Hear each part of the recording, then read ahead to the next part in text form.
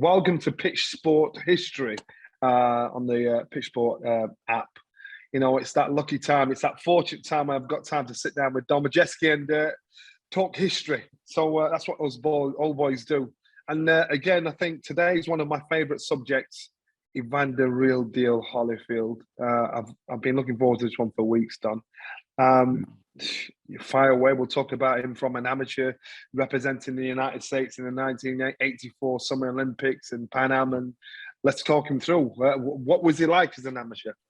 You know, an amazing fight. Came out of Atlanta, Georgia, which at that time wasn't really a hub of, boxing activity. It wasn't like New York or Los Angeles. We had millions of people. So he sort of had a couple of strikes against him coming in, had to establish himself from a rural area.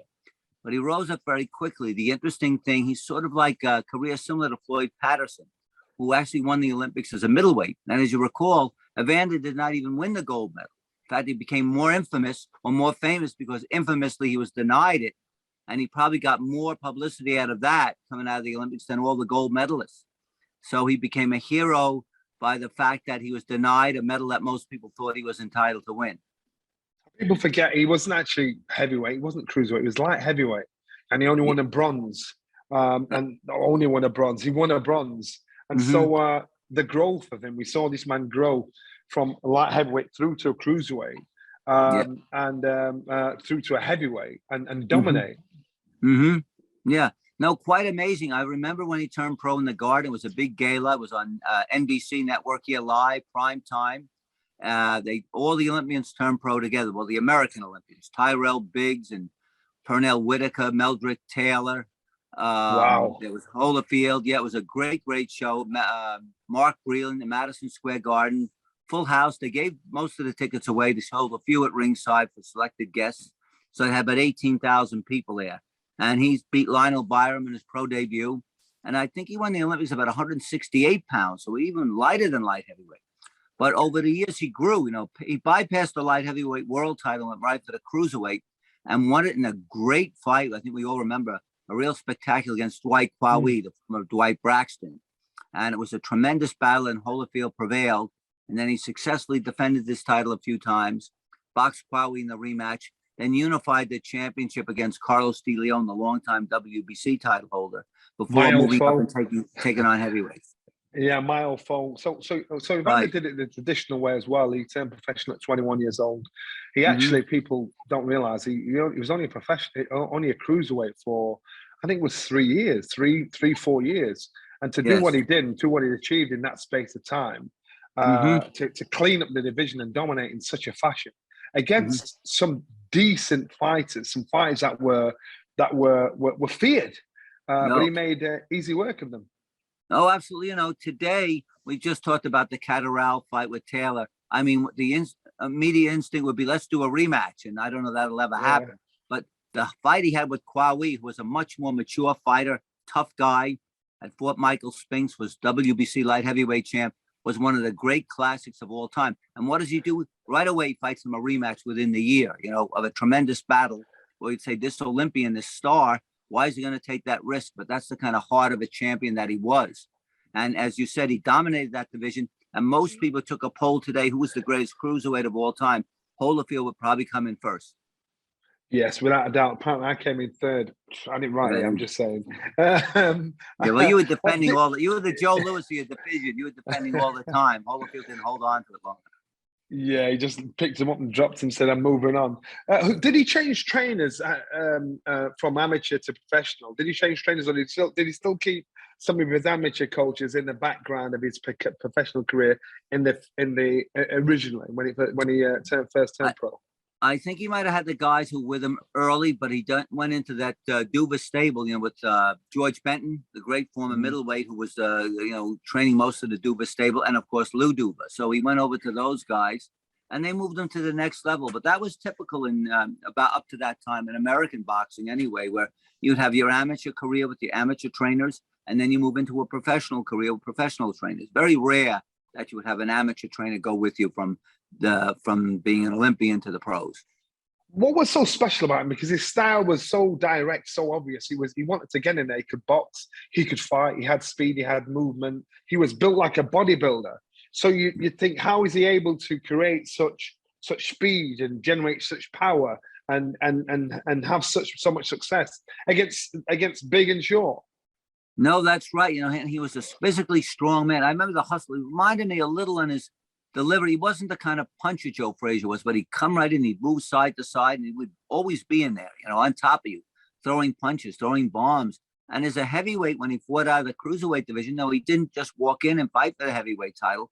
He beat Pinklin Thomas. He beat Alex Stewart. I mean, fought top heavyweights to get into that position. So he ducked nobody, but it was all action. With Holyfield, it was all heart. You know, that was the primary thing that drove it. Tremendous.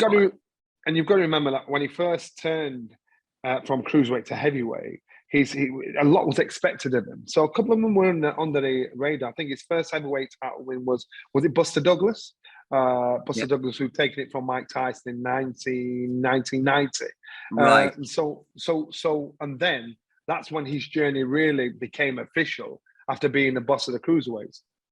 Yes, that's right. So he established himself heavyweight champ. You know, Douglas' biggest upset of all time when he knocks out Tyson, but he was not intimidated at all. I remember that fight, Holyfield. He just walked through Buster Douglas, you know, and this was a much bigger man.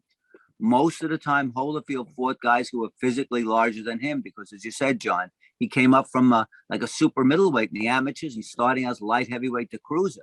So he conceded a lot of size and weight, particularly when he fought Foreman and Larry Holmes and these, you know, physically big guys, Lennox Lewis later in his career.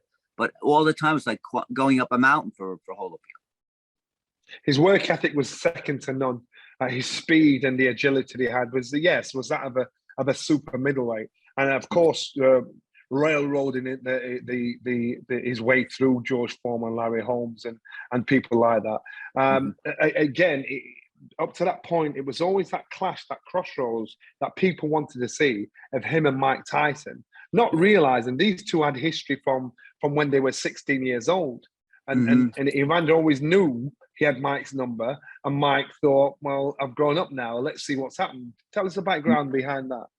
Well, you know, when they were in the amateurs, of course, Mike was going to go into the Olympics, and he lost to Henry Tillman, who ended up taking that place. That was the same Olympics that Holyfield went into. So they knew each other very well.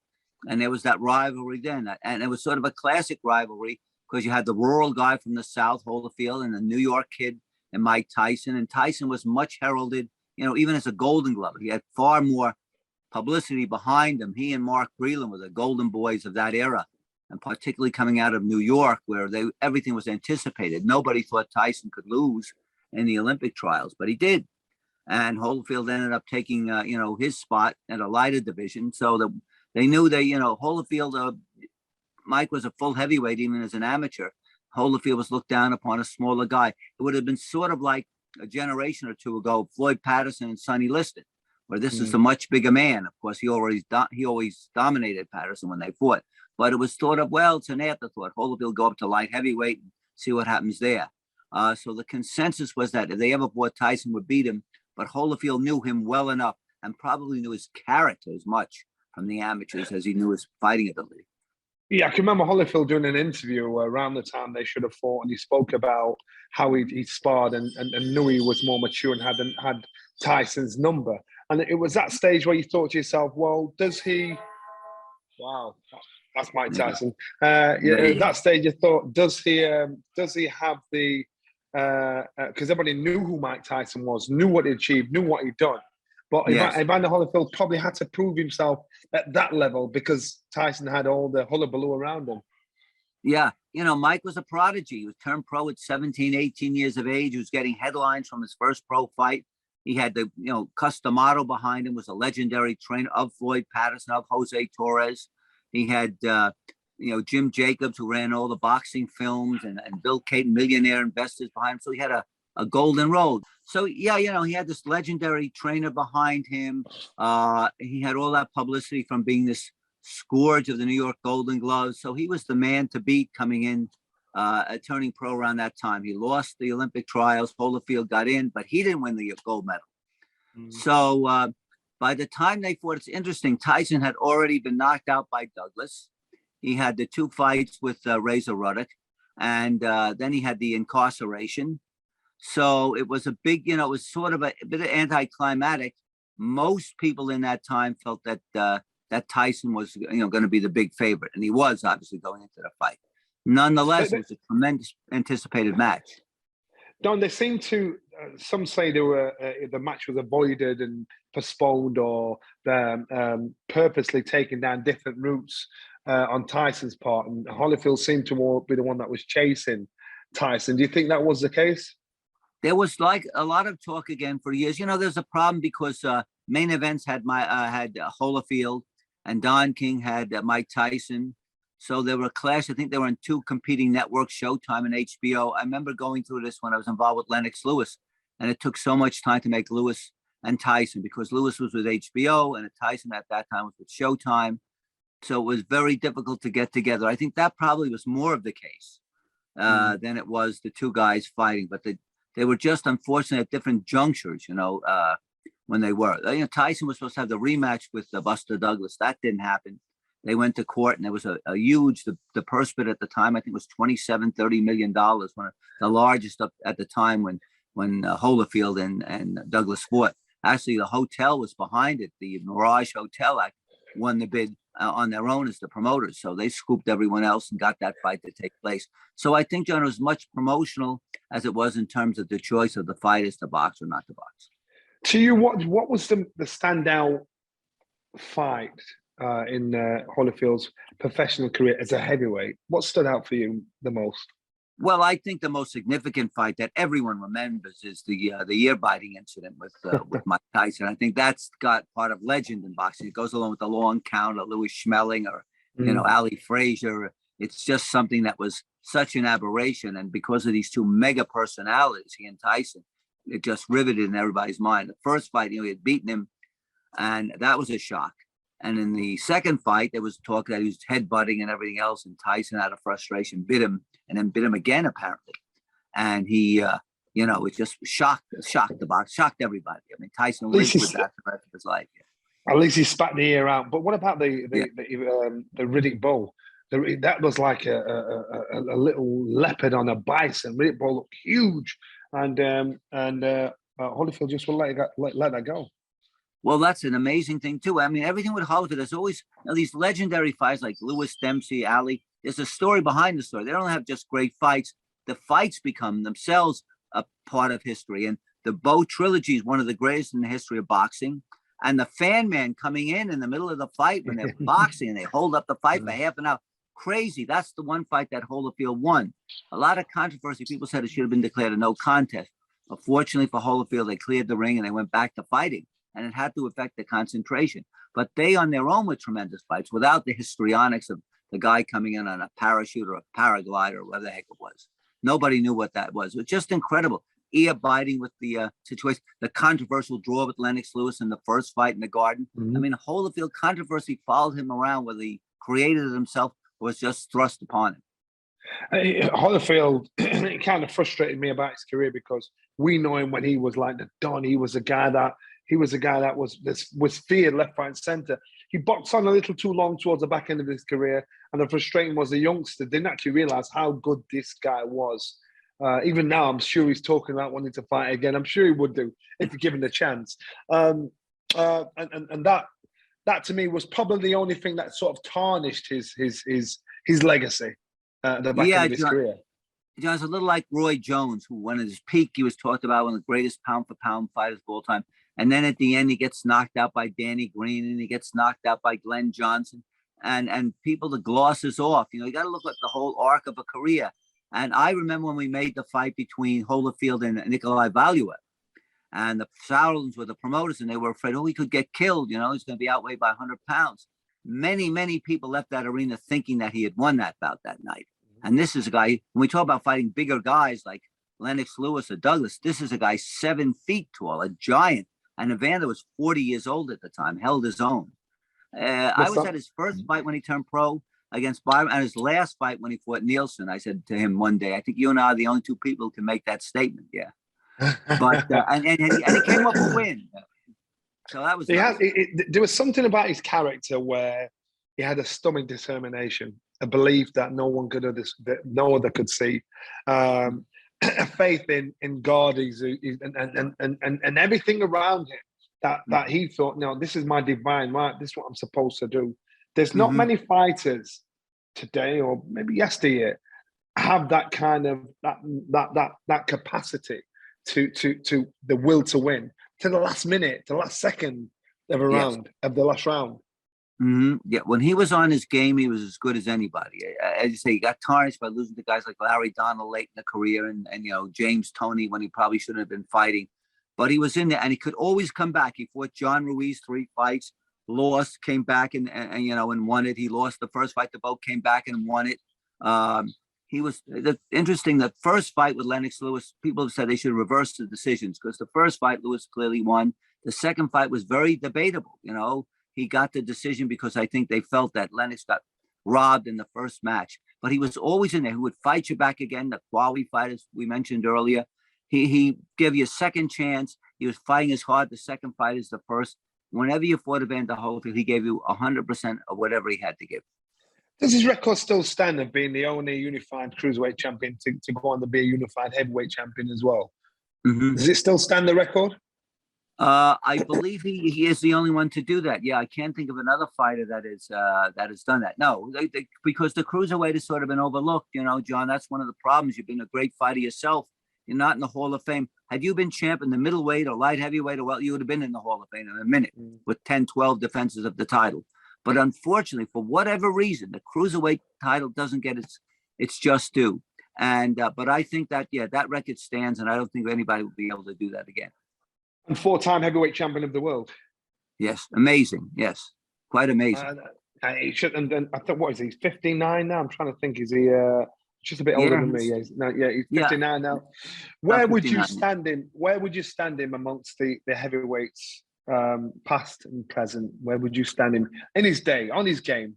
Yeah. It's interesting because there's a baseball book called The Baseball Abstract, and a fellow Bill James, I'd love to do a boxing book like that because it fits in, measures what you measure the peak value against career values. Some guys at their peak are better than guys over a long career. Mike Tyson, at peak value, very few fighters who ever lived would have beaten him. So Holyfield had a longer career. He stayed around too long. Look, in that quartet, Holyfield, Bo, Tyson, Lennox, Lewis, I guess you'd go Lennox and then Holyfield, Tyson, Bo. At his peak, I think Tyson was a better fighter. Had they fought 5 years earlier, I think Tyson might have beaten him, but Tyson didn't last that long. So he's a debatable guy. He reminds me of a combination of Jersey Joe Walcott and Ezra Charles. The amalgamation of the two bodies. Good shot. Good shot. Had the heart, had the power. So over the long haul, he really fought, beyond all the other guys. And he was a smaller guy, so he conceded height and weight every time he boxed. And his boxing skill was actually underrated. Even though he could punch, he could move, he had the fluidity of a heavyweight that most heavyweights have. Yes. His technical ability was second to none. No, absolutely. You look at the two fights that he had, one with Foreman, one with Holmes, and they were both past their peak, but they were great fighters. Holmes, a master boxer, Foreman. He totally outboxed Foreman. It wasn't a matter of knocking him out. He outboxed him, outpunched him. And this is a big, strong guy who subsequently went on to win the world heavyweight title.